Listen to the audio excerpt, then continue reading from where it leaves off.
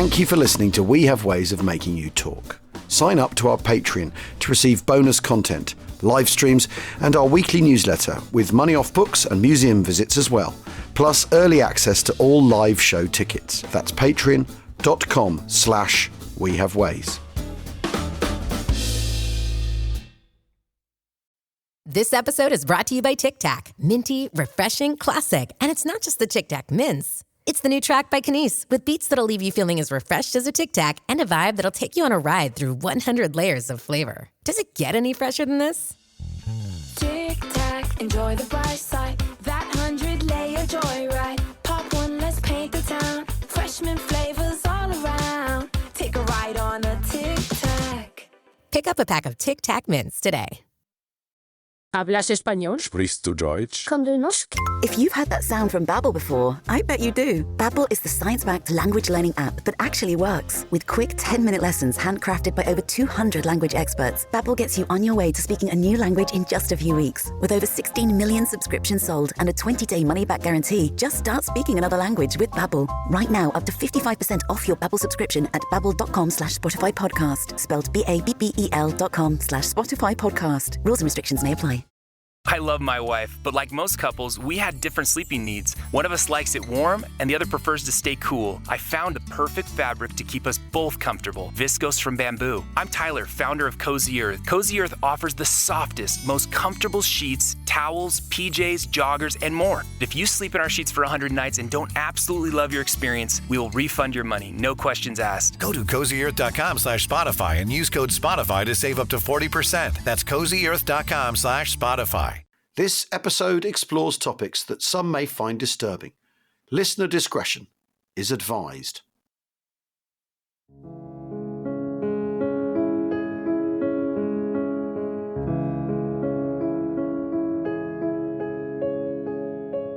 Historians have long argued that the Holocaust highlights a sharp contradiction at the heart of Nazism.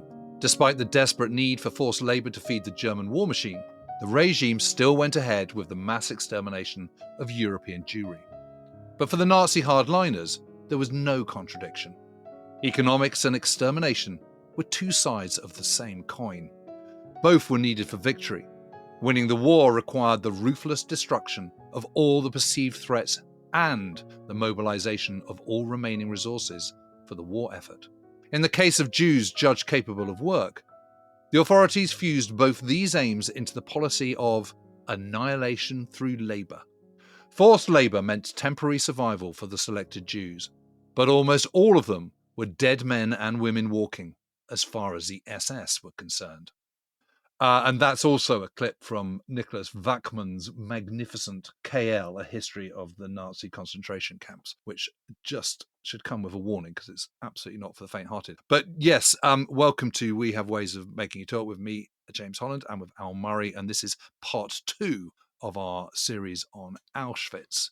And today, Al, we're going to be looking at the absolutely entwined history of the camp and the industrial giant IG Farben, because the two are inextricably linked. And they're linked because what's happening in the town of Auschwitz is Auschwitz has been adopted as a sort of centre for the new colonised extension of the Reich into Poland. Poland is now Germany. There is no Poland. It's a blank page that they're drawing their ideological dreams of the new colonised on. And of course, this means that German business, because after all, German industry and business is sort of synonymous with the idea of a modern and new Germany. And IG Farben, Interessengemeinschaft Farbenindustrie AG, are integral to this sort of new town colony venture that the Nazi state's embarking on, tangled up with the SS. And of course, one of the things to remember, of course, is how the Nazi state operates is always looking for industrial partners for their projects. You know, Goering, after all, spent most of the years running up to the war absolutely embedding himself, Hermann Göringwerk and all that sort of stuff in German industry, taking control of the steel industry for himself. So it's little wonder that in Auschwitz, which is an SS place, they're looking for partners, stakeholders, as it were, in this new vision of a Germany, or vision of a new Germany. And this is where IG Farben come in, isn't it? Yeah. IG Farben, Interessengemeinschaft Farbenindustrie AG. And the plan is to build a Buna factory there. And Buna is a sort of synthetic rubber, which of course Germans are very short of. They need them for wheels, for trucks and for tank parts and artillery pieces and all sorts of stuff. And it was going to be called IG Auschwitz. And it was one of the biggest, most ambitious industrial plants ever built in the Third Reich, and cost a staggering 600 million Reichsmarks. So this also makes it one of the most expensive industrial projects of the Third Reich. So IG Farben, which is effectively dye industry syndicate, is a conglomerate of 6 different companies that merged in 1925. So it's a comparatively new company still. And what's amazing is that although it gets completely dismembered after the war, its original component parts are allowed to continue. Yeah. So AGFA, for example, Yep. photographing, we all know them. BASF, remember them? Cassettes. Yeah, absolutely. C60s, C90s. Oh, yes, C60s, C90s. Yeah, very Bayer, good. Chemische Fabrik Griesheim Elektron, CFGE, Herscht, and Wilmer Temer. They're like, they're one of these absolutely too big to fail, gigantic companies in, it's chemical and pharma. They're the largest chemical and pharma company in the world. Yeah. It's like ICI blending with, I don't know. Vickers. Yes, something like that. Amongst its number by the start of the war, it's got 3 scientists who are Nobel laureates. It's got Karl Bosch, remember him? As in Bosch drills and all the rest of it. Friedrich Burgess and Gerhard de Muck. They're based in Frankfurt am Main. Have you ever seen pictures of the original IG Farben plant? No. Oh my God, it's absolutely enormous. It's still there. Has incredibly liberal ties originally. In the 1920s, it's very much on kind of left of centre and its political leaning. But like all these people, you see exactly the same the way tech bros are cozying up and changing their political ties now in the USA, for example. You follow the power. And so they end up being a Nazi donor in the 1930s. The supervisory board members are known as Rat de Goethe, the Council of the Gods, which is sort of underlines just how powerful they are. They are really, really properly mega. They're one of the biggest corporations in the world and comfortably the largest single corporation in Germany and Europe. One of their scientists, Otto Bayer, has discovered and developed the polyaddition for the synthesis of polyurethane in 1937. Yeah. Buna is a really difficult thing. Synthetic fuel, synthetic rubber. This is made by pouring in vast amounts of coal and crushing it into dust and then mixing it with all sorts of other things. It's a hell of a process. So it's an incredibly complex piece of chemical technology to create it, and this is what and it requires a huge amount of work. This is why this factory is so expensive and so complicated. Polybutadiene in modern tire manufacturing nowadays, it's about, if you pop on Wikipedia, about 70% of polybutadiene is used in tire manufacturing these days. And it's 28% of total global consumption of synthetic rubbers now. So you can see why in the war, if you haven't got rubber, you're in trouble. You're going to need it. So to build that kind of plant, you need water, you need coal, and you need good transport connections, don't you? And you need labour. And let's say that you're a party donor and the SS are looking for a partner as much as IG Farben are looking for a partner, aren't they, for their project? Yes, exactly. Well, Himmler absolutely dreams of this. He's always wanted to use this labour as in manufacturing and tied to industry, but he hasn't had the means to do so up until this point. So IG Farben, they've been looking for a site. They look at Monowitz, which is where they end up building it.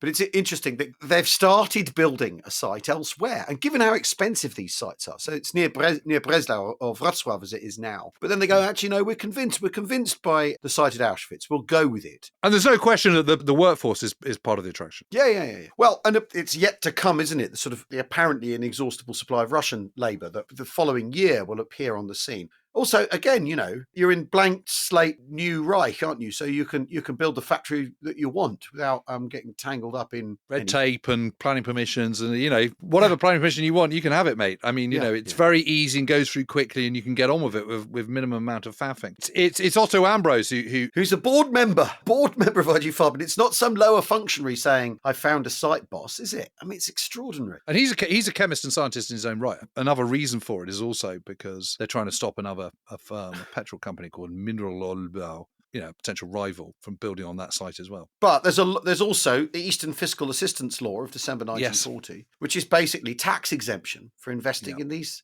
regions. It's an absolute classic, how do you entice companies to invest? You give them tax breaks. I mean, I think what's been very interesting about reading about this is they're functioning like a government trying to entice people into a new market, aren't they? Or a new area. You don't think of Nazism in terms of the tax breaks, do you? But here they are. Yeah, I mean, there are concerns. One of the concerns is over the workforce. Where are we going to get the workforce here? Because there aren't many Germans there. But it is absolutely made very, very clear to IG Farben that if you build your plant there, we'll make it possible for you to have the workforce you need. The specialist workforce will be Germans who are moved in, but there are other ways around it on the kind of manual labour side of things where we, the Nazis, can help you. And so they put this to Goering because, after all, he is head of the 4-year plan, so he's in charge of these kind of big projects. And on the 18th of February, Goering asks Himmler, in his position as Reich Commissar for the strengthening of German nationhood, to introduce pro-settlement measures as soon as possible and to make inmates of the Konzentrationslager available. That is the key moment. That's the key critical thing. So on the 26th of February 1941, Himmler issues a ruling exactly as IG Farben want and as Goering has proposed. Rapid expulsion of Jews from Auschwitz Old Town and the order that all Poles capable of working to remain in the town and the greatest number of concentration camp prisoners to be used in the construction of the factory. So this is a deal between the SS and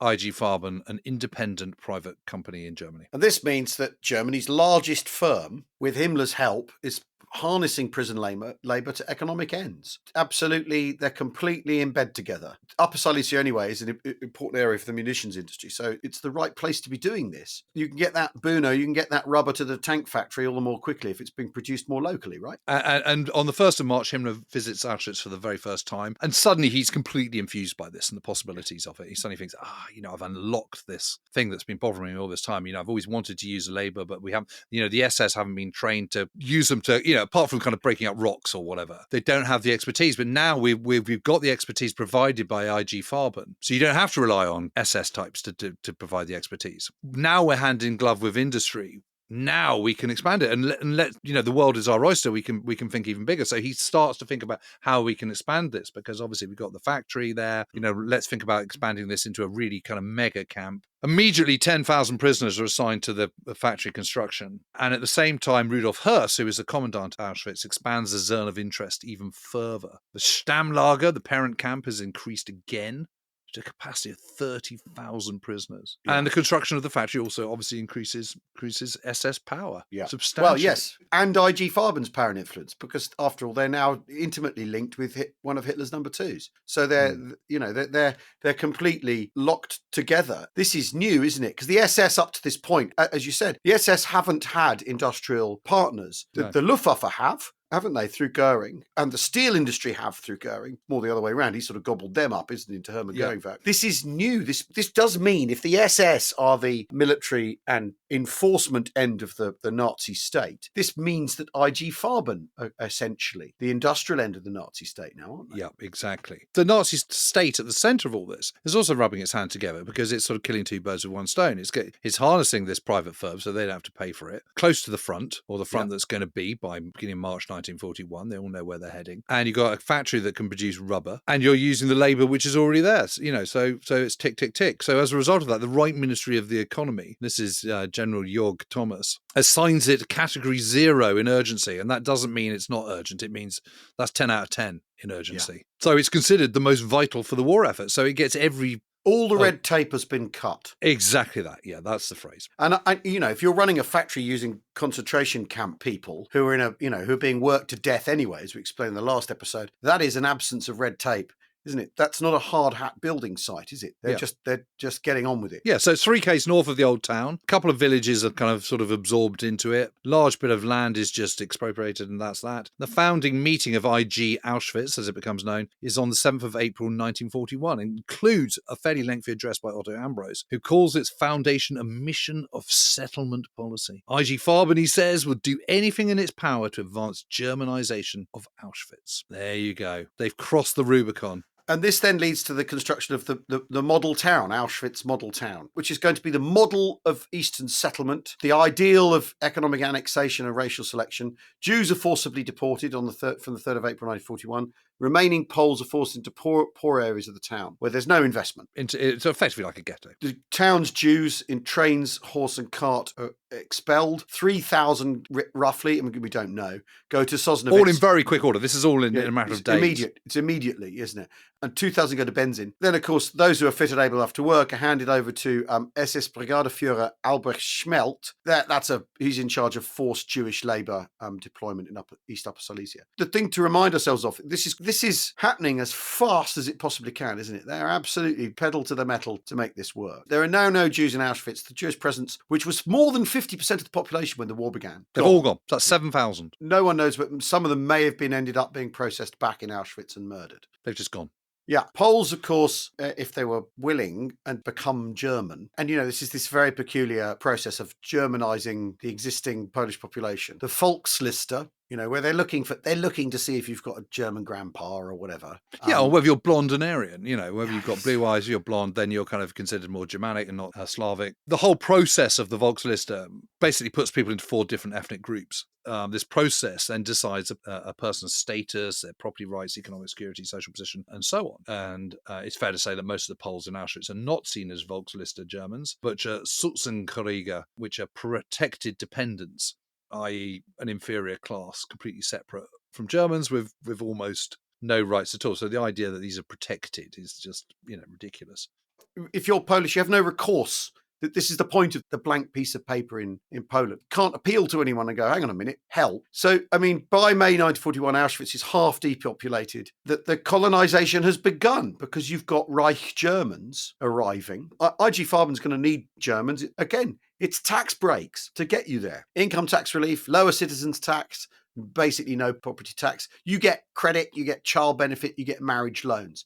So there's lots of carrot if you're German, and there's tons of stick if you're anyone else. It's the that's basically division of things. New housing, modernising housing to attract you to move there. Yes, and IG Farben are doing a lot of this. That's part of the deal, because they've got their new factory, they need workers, they need skilled workers, and it's about like sort of Bourneville, yeah.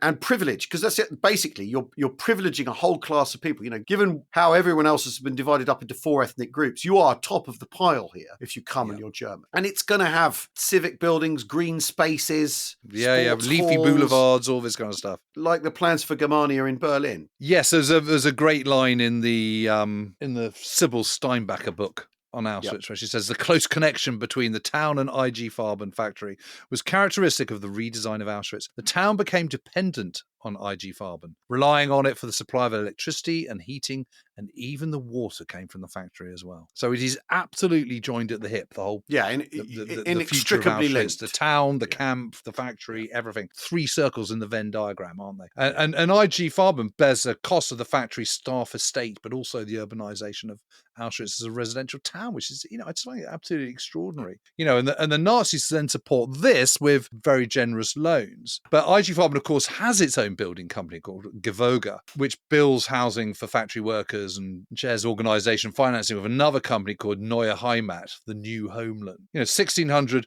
people's dwellings planned. And these are designed with apartment blocks, but also single family homes with gardens and veg patches, central heating, hot water, plus household gas supply, a laundry for every dwelling. They're constantly expanded and plans. You can just see the brochure, can't you? Kind of dropping through the letterbox in Berlin or Hamburg or somewhere. Come east, come to this model town with sort of, realizations and pictures and sketches and, and your new modern house with your permanent hot water and laundry and veg patch. You can just see it, can't you? They've got in a top architect, a guy called Hans Stossberg, who's the business director of an architectural office in Breslau. He's clearly got completely obsessed with this, totally carried away. Yeah. He's getting to build his model village, isn't he? But isn't it interesting? Speer's an architect and finds the excitement of the Nazi future cities. Really, he's really turned on by that, isn't it? And Stossberg absolutely fits in that mold, doesn't he? The model settlement town. You know, he's making models and he's doing plans, he's, you know, little maquettes galore, yes. Exactly. And for New Year, he sends out greeting cards with a proud statement, birth of the new German town of Auschwitz. Yes. You know, 12 schools, 6 kindergartens, 26 playing fields, stadiums, swimming pools and playing fields, all planned. Yep. The Jewish cemetery is going to make way for party buildings. Instead, there's going to be a hotel, cinema and restaurant. It's crazy, isn't it? But the plans get really big. I mean, initially, there's going to be 3,000 workers from IG Farben there, then 5,500, then 15,000. You know, the plans grow, so do the figures. You know, by June 1941, Stossberg's already demanding that we have 60,000 workers until the ideal plan, air quotes, of January 1943, which would need between 70 and 80,000 workers. There's a sort of, hallucinatory tinge to a lot of this. Completely. It's a sort of people getting completely carried away, isn't it? Yeah. The core part of this is that IG Farben and the SS are completely, they're marching to the beat, the same drum. IG Farben have been able to come here because the SS are already there and the SS need IG Farben. And the Nazi state needs both IG Farben and the SS to realise this new model town and have and solve the problem of both labour and how to get rid of people. It's the fact that this place exists because of this relationship that then is the fact that the camp then can become what it ends up being. Because still at this point, we're not talking about an extermination camp. We're talking about a Konzentrationslager with this industrial component. We need to take a very short break. We will see you shortly for more of this extraordinary and terrifying story. Yes. See you in a minute.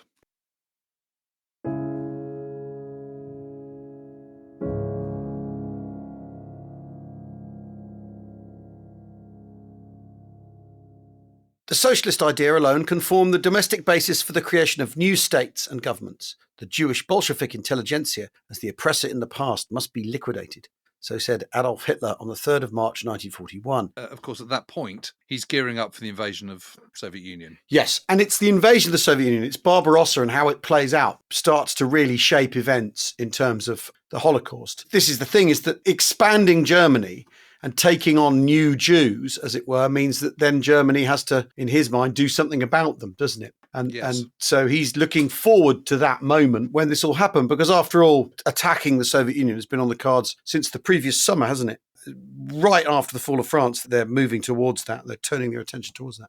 Anyway, so IG Farben are the first private company to receive prisoners as forced labourers, aren't they? Yes, it's extraordinary, really. And this is why I just think IG Farben is so important to the Auschwitz story. And while it's never been not a part of the story, I'm not sure they're kind of properly sort of understood, really, or not widely in any way. The first prisoners is around 1,000 to start off with, and this grows to 7,000 by the end of 1943 and a peak of 11,000 in 1944. I mean, that's a lot, isn't it? It's a lot of people, yeah.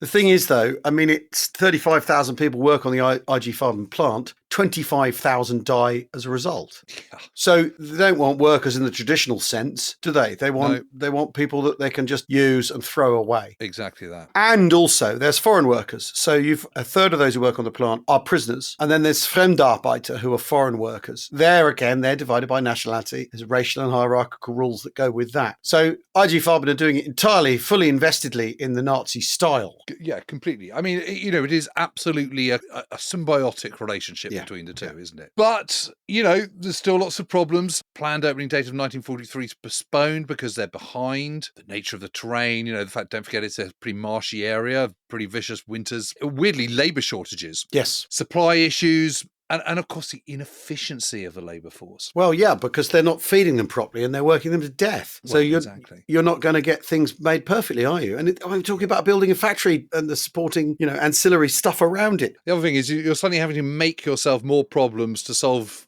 the problems that are arising. So they now have to build another camp because it's too inefficient having them coming back and forth from Auschwitz 1. So they take the farmland belonging to the village of Monowitz, and up to that point they've been marching 7k, haven't they, backwards and forwards, which means the working day will start at 3:00 in the morning and they'll return much later than the rest of the prisoners, because they're not treating them as human beings, running them into the ground. And then you need new people, and you're constantly starting again in a way, aren't you? Is the thing with your workforce. Yes. And of course, if you're not looking after people, and then they get ill because, they're worn down. And so there's a typhus epidemic. that doesn't help. But the Buna camp, as it becomes known, is opened by the end of October 1942, initially just for kind of 2,000 inmates. But the overall site is much bigger than the parent camp, but every bit as overcrowded, of course. Inevitably. Yeah. And in January 1943, the Labour re-education camp at Auschwitz, the Auschwitz parent camp, also moves to Monowitz. We've got to remember that the war is going on in the background. When Stossberg was building his model town, the war is going on. The huge offensives in the east. Yes. By the time he's got going. Here they are tinkering with this stuff while war on the Eastern Front is coming to it. And still trying to kind of make model towns out of Auschwitz and still trying to keep to their schedule and their plan and all the rest of it. I mean, it's just crazy. Their assumptions at the start of it, you can just see the planners going, well, hang on a minute. We've got all this labour. Okay, they're not going to be quite as efficient. So what should we say? 75% efficiency? Yeah. Okay, yeah, that'll do. And we'll work it out around that. And if we have 7,000 prisoners, they can achieve this. But of course, the truth of the matter is they've massively over-egged it. Yep. And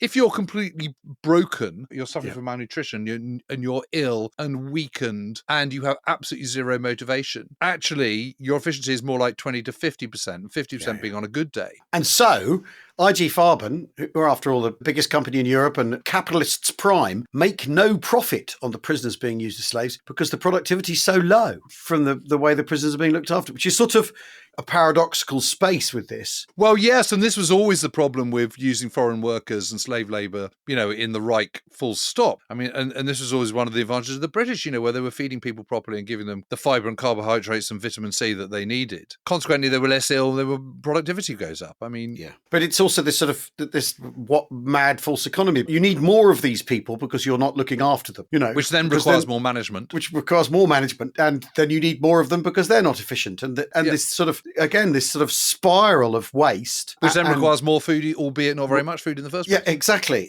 Probably just as much food as if you were looking after them properly with fewer people. This sort of bizarre full economy that builds up around it. Yeah, here's an idea. You take 2,000 of them and feed them properly and look after them. They might actually get the job done. But then you're stripping out the cruelty that's been at the core of all of this. Which is at the core of the whole ideology, isn't it? Yeah, exactly. If you've got workers doing well and living healthily, how do you feel like they're inferior to you? You don't. Yeah, well, quite. Well, so we're now getting to Birkenau, Auschwitz II, as it becomes known. What they realise is that this is suddenly becoming this absolute sort of this huge plant requires even more prisoners, and so we're going to build another camp because Auschwitz I, the parent camp, has sort of outgrown its current site. So the order for the construction of a new camp is given on the 26th of September 1941. The location is agreed at the suggestion of Rudolf Höss, who's still the commandant at this point, on the 4th of October 1941, and work begins straight away. And it's interesting because the surviving blueprints of this camp refer to it as a Kriegsgefangenenlager. Kriegsgefangenenlager, which is a POW camp.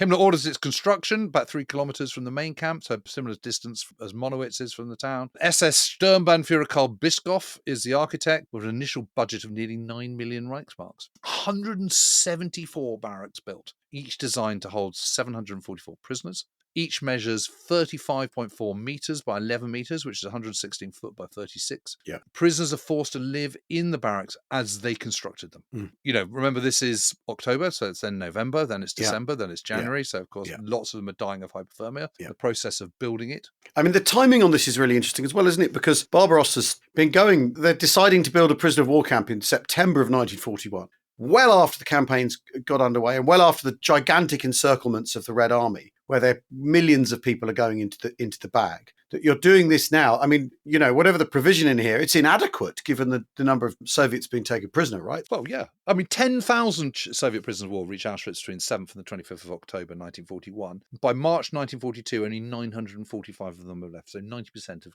been killed. God. These are then transferred into the surviving 945, transferred to Birkenau. By May 1944, nearly all of them are dead. This is your point about concentration camps. It might not be an extermination camp, but you are still going to die almost certainly. Yeah, one way or another. IG Farben now becomes an active partner in what becomes known as the final solution, because prisoners who arrived at Auschwitz, they make selections. Yep. So who's a useful worker and who's to be murdered immediately becomes part of the process here now that they are involved with. The failure of Barbarossa to knock the Soviet Union out of the war is also going to be what drives changes in policy for the Germans in terms of how it deals with its new Jewish population. But other companies come. That this is a success story, this Auschwitz for IG Colonisation, Farben. this industrial colonisation. Yeah. Hermann Goering works. Yeah. Berg- und Hutenrechtsgeschlaft. Teschen. Energiewirtsordnung Oberschleißen AG in Friedrich. And then Friedrich Krupp. Krupp's come. Weichel Union Metalwerker. Siemens. The Reichsbahn also uses camp inmates. So, But the other thing about this is what that tells you is more and more people know about this. of course they do. Yeah. And the minute you're connected to the Reichsbahn, the minute there's camp inmates on the railway system, they're plugged into the Reich, literally into the nervous system of the Third Reich. But also precedent's been set, hasn't it? Yeah. And IG Farben make more of using... throughout the Reich. So they've got about 42,000 by mid-1944 prisoners using as slave labour. 8,000 at Auschwitz IG by this point. Prisoners also working on their SS agricultural state. And women are included as agricultural workers, also the demolition of buildings, road construction, digging ditches within the zone of interest. And again, this is absolutely ruthless. It's long hours, minimal bad food, regular beatings, harassment and humiliation are part and parcel of it. The industry side of it is tangled up in the cruelty is really, really interesting. If you're IG Farben, you want the government to smile on you, don't you? You want to back the winning side politically if you're a big corporation. And here they are doing that, and that involves going along with however they want to do things. In the Nazi state, you have the pre-existing civil servants from before the war who they trim their direction to the Nazi state. And then after the war, carry on in the civil service and trim to the new way of doing things in a democratic Germany. Here you have industry trimming to fit the SS because that's where the power lies, and that's the centre of gravity in a place like Auschwitz in the new colonial Germany. So they're not going to turn around to Himmler and go, actually, we're going to feed these prisoners well because we'll get more out of them. No, they're going to continue with the modus operandi that the Nazis and the SS have set up, aren't they? So there's some major restructuring goes on because suddenly this is turning into a massive thing. You've got the parent camp, you've got Auschwitz I, the old barracks, the old emigrant barracks that were built in 1916. Then you've got Monowitz, Auschwitz IG, the factory camp, and then you've got Birkenau.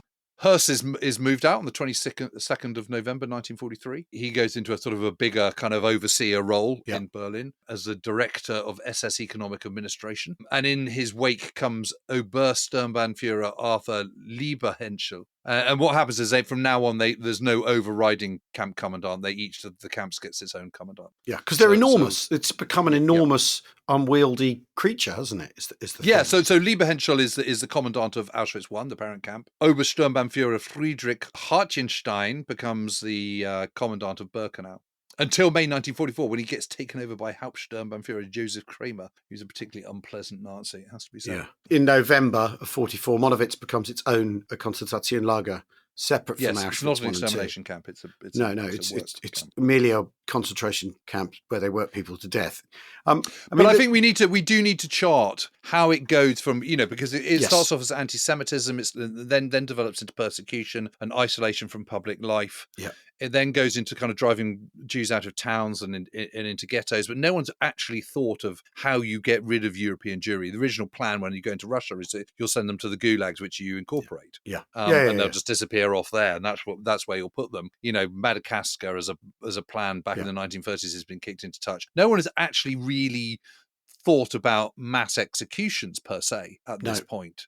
Starvation was going to do the lifting, really, wasn't it? Is the thing. The General Plan Ost, to plan for the East, basically based around starvation as a weapon against people, rather than what then comes to happen. But I mean, if you're alien, so you'll be cast sort of beyond the Reich. Yes. And then the racially good will be kept in. There's no doubt they're absolutely committed to this. And they're talking about removal of human ballast, racial cleansing, significant population-related structural cleansing is what they're talking. Significant population-related structural cleansing. I mean, what a phrase. I mean, it's ridiculous, isn't it? Yeah. But when they're talking about resettlement, they do mean resettlement, which isn't to say Jews haven't been murdered up until 1941. There have been, in Poland, there have been sort of pogroms going on. Yes. But it's Barbarossa that sort of changes everyone. It's clear that they're going to be clearing Jews to create Lebensraum. We talked about how Bolshevik is phased into the idea of being a Jew anyway, or it's a Jewish idea. Getting rid of Bolshevism is part of getting rid of, as the Nazis see it, sort of Jewish ideas or the Jewish infestation of politics as they see it. So there's a necessary blurring, but it starts to shift at this point, right?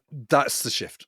Exactly that. They're stepping up a gear. The rhetoric is stepping up. And again, this is all coming down from the very top because it's Hitler who's talking about liquidation. It's about Hitler who's saying use whatever means you need to when you go into the Soviet Union. This is an ideological war. This is going to be this is not going into France in 1940. Yes. Or Norway, or sending the Luftwaffe over Britain. This is an entirely different thing. This has this ideological level. Yeah. But how do you do that? And so they prepared Einsatzgruppen, these special action squads. But what are they going to do? Are they capturing or are they murdering? Again, it's never kind of absolutely clear. But the person who's absolutely got his finger at the pulse of all this is Reinhard Heydrich, who is the head of the RSHA. I think he's one of the most sinister of all the Nazis, really. It's Heydrich that is ordering the Einsatzgruppen to do what they're doing. So on the 29th of June, he orders his Einsatzgruppen commanders to secretly encourage local pogroms of Jews. And language was coated in such a way that SS units are ready to take over from local avengers, he calls them. So you stoke it up and then you take over and you go, I'm just trying to sort out, I'm just trying to keep the peace and just shoot everybody. I mean,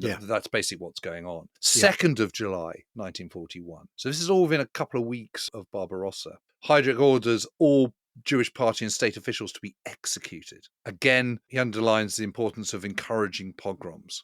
So someone else can do the dirty work, but this is the end. This is the end goal that we want. Yeah, and they're stirring up local populations in saying, look, those people used to be communist officials. Or if they're Jews, then they're Bolsheviks by one way or another, because we directly associate the two. So, you're helping us and we're helping you. It's how it's being presented to people. Yes, these pogroms aren't really emerging. So it gets more and more explicit. So on the 17th of July, Heydrich orders all Jewish POWs to be executed. And then within a few weeks, Einsatzgruppen are going from killing mostly Jewish men to all Jews they can. No longer do they have to be people who are wearing uniforms, because now they're partisans. If you regard Jews as your enemy, a whole load of people have convinced themselves that Jewish world power is the thing that started the war in the first place. Hitler said that himself, hasn't he? This is the war the Jews have brought and that they want. Therefore, they're your prisoners of war. Of course they are. Yes. But the whole thing just sort of escalates sort of cruelly, seamlessly. Suddenly you've got other police units killing Jews, and then even Wehrmacht as well, which obviously Waitman Bourne's been writing about and bringing to our attention.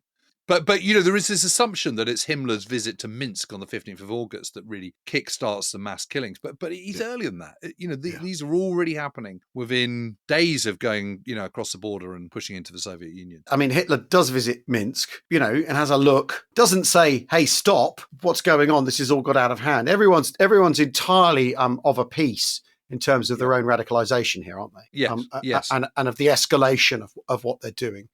I sort of feel that a lot of these SS, this is their front. Yes, the army are going forward and defeating the Red Army, but this is their front. This is their war aim. Of course they're getting on with it because they're men of action and this is their action, right? Yeah. They need to be fighting. But Minsk falls on the 15th of July and then on the 16th of July after this, and it all looks like it's going swimmingly well in those first weeks. Suddenly the Führer is talking about the possibilities that are being offered by anti-partisan operations. Yeah. So in other words, you can use that as a cover for doing other stuff, which is exactly what happens. And Heydrich picks up on this. You can see him starting to escalate the rhetoric in the orders. And he does this, and every time he does it, the only thing that happens is more Jews are killed. But no one is sort of going, "Oh, I'm outraged. This is appalling." Yeah, it's suddenly it's happening, and suddenly mass murder is a commitment. But what is also equally clear is the practicalities of that haven't been solved. I mean, executing at close quarter tens of thousands to millions of people is really, really difficult. Yeah, and how do you do it? You've people who sort of are taking this on, aren't they? Like, for instance, there's Friedrich Jeckeln, who's the higher SS and police leader for southern Russia, who sort of develops methods called there's the sardine method he develops, where he has people all lying down and then lying down on top of each other. And then you murder them and you put another layer on. Then you murder them and you put another layer on. That's unbelievable. And this is the Holocaust of bullets that we're talking about. And they're trying to get their heads around how they, and execution squads are killing tens of thousands. What is it? 33,000 outside Kyiv. Riga is another one, isn't it? Yeah. Another huge mass execution. But at the same time, back in the Reich, in the old Reich, those Jews are still wandering around with their yellow stars. Yes. In plain sight. Yeah. So what they do there, they're thinking, well, okay, right, now we've gone east. We've got somewhere to put these people. So the stopping point, the stepping stone to that are the ghettos, the establishment of the ghettos. Yeah. So we'll take them off the streets and we'll put them in their own little ghetto. Yeah. whilst at the same time the killing sprees are going on in the East. But in the East, because there's this vacuum, these are blank spaces where people aren't people. They feel they can do that. What they've got to do in Germany is sort of formalise things a bit more. Yes. The thing about the Nazis is they have always been very sensitive to public opinion in the way they execute policy. What they're not going to do is start shooting people and throwing them in pits in German cities or German towns, are they? They're not going to do that. They know it'll play badly, don't they? They know, or it could backfire on them with the public. Well, you can't just sort of march a whole load of Jews out to the edge of town and take them to the forest and shoot them. The Jews within Germany and the Third Reich have been persecuted much earlier, but it's not until they cross the boundary into the Soviet Union that it suddenly turns into mass executions. And suddenly, actually, what you're talking about here is not deporting them to camps in the Arctic or Madagascar. What you're actually talking about here is extermination. Yes, it's interesting, isn't it? Because in Germany, it's a sort of boiled frog thing, whereas here, it's sudden, it's overt, and it's immediate. And it's extremely violent. The ways we talk about anti-Semitism in Germany, that's not what it's like if you're a Jew in Latvia or Lithuania or any of, the Baltic states or in Belarus. It's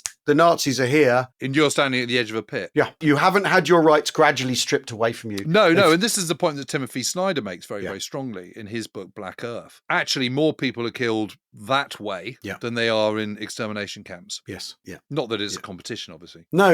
In the camps, there's an element of processing. What's happening here is Einsatzgruppen turning up. Yeah, and shooting everybody. Well, and Wehrmacht and police squads and everything else. I mean, in a way, the distinction doesn't mean anything. German Nazi state has arrived. If you're Jewish, it's going to and kill you get the sense, don't you, I think, from the writing, everyone involved in the war in the East knows that a line has been crossed, that that they have crossed a Rubicon from which there is no return. That once you start going down this route, you've unleashed something absolutely terrible that can't be undone. Yeah. That is only going to lead to yet more violence and destruction. Yeah. And that your presence there makes you party to it. The other thing I think that's really interesting, because you've got mass liquidations in Belarus, in Western Ukraine, the Baltic states, Serbia, Galicia, the general government around Lviv. But obviously, these mass executions are hard to keep secret. The word will get home. And we talked in the previous episode about how, there's this sort of peculiar standard that Himmler's worried about the people doing them.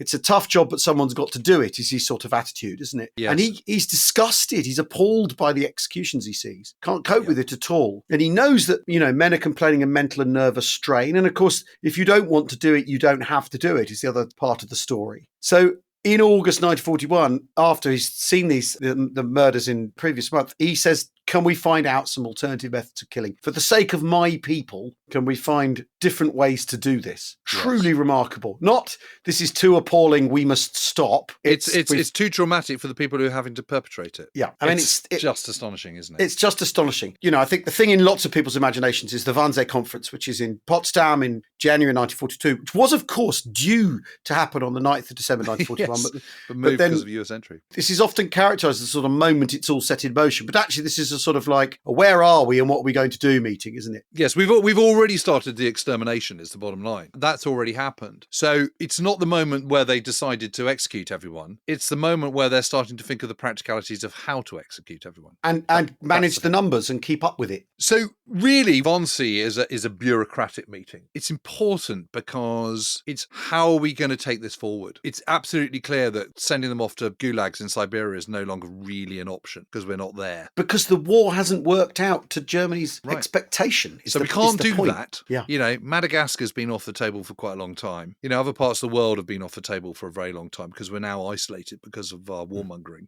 We can't go east anymore. We can't go east anymore with this. So this is going to have to be done in the West, but we cannot do it in the old Reich. No. Because that's unconscionable. We won't get away with it. So that leaves one place, which is the general government. Yeah. So originally, the final solution is going to take place is they're going to set up these extermination camps using gas and continuous shootings as well, of course, but mainly gas. And these are going to be Chelmno, Belzec, Sobibor, Treblinka, Majdanek, all part of what's called Operation Reinhard, after Heydrich, of course. Yeah. And these extermination camps are going to be set up in the government general, in what was Poland. Yeah. But not Auschwitz at this point. No. That's the key. Auschwitz is not an extermination camp at this moment in early 1942. And again, this is, Chelmno, the first extermination camp, is set up from December 1941, so before Wannsee. Wannsee. And this is why the fight is, this is not where the final solution is worked out. It's already been worked out. It is literally, this meeting at Wannsee is about working out the practicalities. Yeah. It's a project management meeting, basically. Heads of departments project management meeting. Yeah. So in Belzec, Sobibor and Treblinka, 1.75 million Jews are killed between the spring of 1942 and the autumn of 1943. These are known as the Reinhard camps. Yeah. Almost no one survives. So even though they're shut down, and we'll talk about this in the next episode, in the latter half of 1943, just 54 people survived Treblinka and only 3 from Belzec.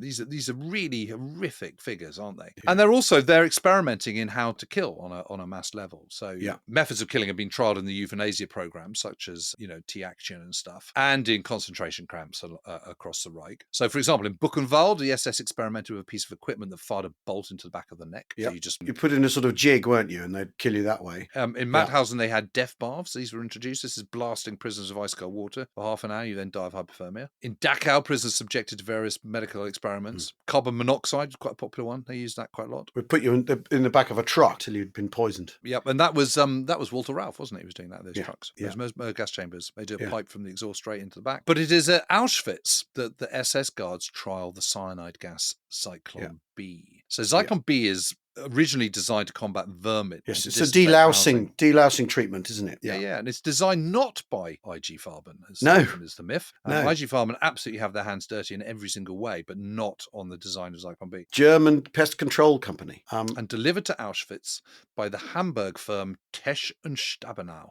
And they tested on prisoners at the end of the summer or into the beginning of... No one's absolutely sure. No one's really sure. September. Yeah. And it's Soviet prisoners, isn't it, that they tested on to start with? Because at 26 degrees centigrade, the crystals turn to gas on contact with air and they kill you, basically. It affects cellular respiration. You can't breathe. Capillaries burst and you die. A lot of the victims end up with sort of like green spots on their chest. You're effectively drowning as well as you're suffocating. And you're obviously gasping for air, so you have the panic that comes with it. So it might be a clean death from the point of view of a German mass murderer, but the idea that it's a sort of humane killer is just absurd. It's not. It's extremely painful.